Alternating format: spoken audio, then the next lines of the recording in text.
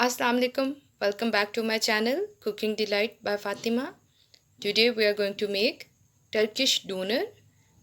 Turkish Doner बनाने के लिए हमें जो ingredients चाहिए उसमें सबसे पहले हमें टमाटर चाहिए, गाजर, खीरा, मायोनीज, पीटा ब्रेड और मैं यहाँ पे नगेट्स यूज़ कर रही हूँ।